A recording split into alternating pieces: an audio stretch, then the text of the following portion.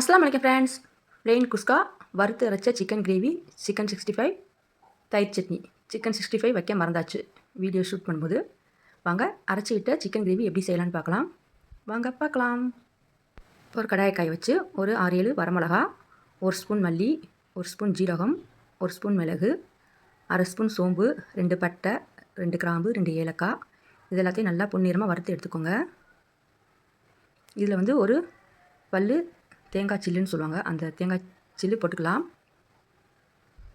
இது எல்லாத்தையும் நல்லா வறுத்து எடுத்துக்கோங்க. இது போல் வறுத்தாச்சு. இப்போ எடுத்துக்கலாம்.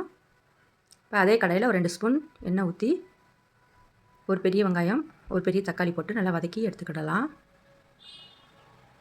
சும்மா லைட்டாக வதக்கினா போதும். நம்ம வறுத்து அரைச்ச மசாலா கூட இந்த வெங்காயம் தக்காளியும் சேர்த்து நல்லா நைஸாக அரைச்செடுக்கணும்.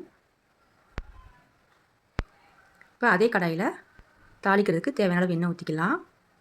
பெரிய வெங்காயம், நல்ல பெரிய வெங்காயத்தில் ஒரு வெங்காயம், தக்காளி, நல்லா பழுத்த தக்காளியில் ஒரு தக்காளி, இதையும் நல்லா வதக்கிக்கோங்க. இது நல்லா வந்து வதங்கி வரணும். இப்போ நல்லா வதங்கி வந்துருச்சு. இப்போது 1/2 ஸ்பூன் இஞ்சி பூண்டு பேஸ்ட்டு சேர்த்துக்கலாம். இஞ்சி பூண்டு பேஸ்ட்டு பச்சை வாசனை போகிற வரைக்கும் நல்லா கிண்டிக்கோங்க. இந்த ஸ்பூனில் தான் நான் வந்து எல்லா அளவுமே எடுத்திருக்கேன். ஜீரகம், மிளகு எல்லாமே. அதில் 1/2 ஸ்பூன் சோம்பு எடுத்திருக்கேன். நம்ம ஏற்கனவே மிளகா வந்து வரமிளகா சேர்த்துருக்கனால எங்களுக்கு காரத்துக்கு 1 ஸ்பூன் மிளகாய் தூள் சேர்த்துருக்கேன். உங்கள் காரத்துக்கு தகுந்த மாதிரி நீங்கள் மிளகாய் தூள் சேர்த்துக்கோங்க. இதில் இப்போ சிக்கனை கழுவி இது கூட சேர்த்து நல்லா பிரட்டி விட்டு மூடி போட்டு மூடி வைக்கிங்க. தண்ணி எதுவும் ஊற்ற வேணாம். இப்போ இது போல் 1 டைம் 2 டைம் வந்து நம்ம மூடி போட்டு மூடி வச்சு திறந்து கிண்டும்போது நல்லா எண்ணெய் பிரிஞ்சு வரும். இப்போ நம்ம அரைச்சி வச்சுருக்க மசாலாவை இது கூட சேர்த்துக்கோங்க. சேர்த்து வச்சு அதே மாதிரி மூடி போட்டு எண்ணெய் பிரிஞ்சு வர வரைக்கும் கிண்டிக்கோங்க. இப்போ நல்லா எண்ணெய் பிரிஞ்சு வந்திருக்கு. இப்போ தேவையான உப்பு சேர்த்துக்கலாம். இதுக்கு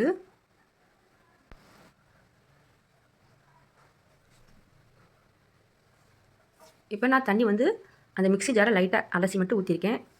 ஒரு 1/2 கிளாஸ் மட்டும் ஊற்றினா போதும். இது கூட 2 ஸ்பூன் தயிர் சேர்த்துக்கலாம். 2 பச்சை மிளகா நல்லா எண்ணெயிலே போட்டு கிண்டி மூடி போட்டு மூடி விட்டு எடுத்து கிண்டி விடணும் அப்பப்போ, இல்லாட்டா கீழே வந்து அடி பிடிக்கும்.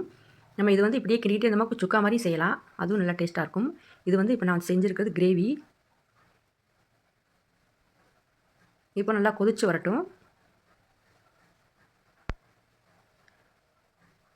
நல்லா கொதித்து வந்தோடனே இறக்கப்படுற டயத்தில் புதினாவை தூவி விட்டு, புதினா இலையை வந்து தூவி விட்டு நீங்கள் வந்து இறக்கிக்கிடலாம். ஓகே ஃப்ரெண்ட்ஸ், அஸ்ஸலாமு அலைக்கும். இந்த வீடியோ பிடிச்சிருந்தா லைக் பண்ணுங்கள், ஷேர் பண்ணுங்கள், கமெண்ட் பண்ணுங்கள், சப்ஸ்கிரைப் பண்ணுங்கள். தேங்க்ஸ் ஃபார் வாட்சிங்.